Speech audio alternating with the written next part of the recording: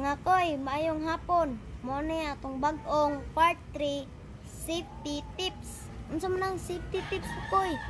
Ang safety tips para proteksyon sa atong paglikay ug sakay pedicab nga walay mahimong dautan sa tuwa. Okay. Before mo sakay mga kakoy, kalma lang. Kalma. Kalma lang ka. Kung tanaw, wapag kasakay, tanawon mo daan kung naabay, naman ay uban diri makabutang ang plaka, tanawon yung pangalan, or ang kuan, ang kaning body number. Kadua, sakay nimo, kadua, observe, kalma na ka, kalma sakay, naglingkod nimo. Dili kay, pagkakita mo sa ng tribit, kalma lang, ay kadlok.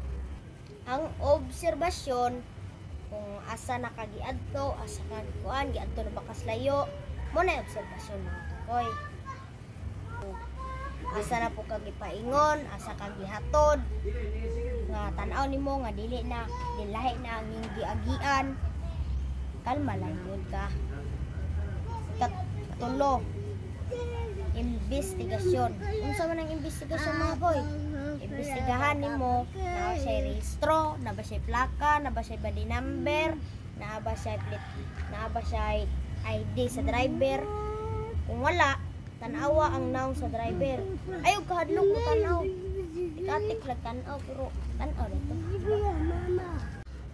Pero ayaw kalimot mga kakoy.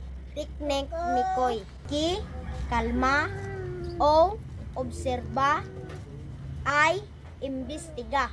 Muna ang teknik sa koy.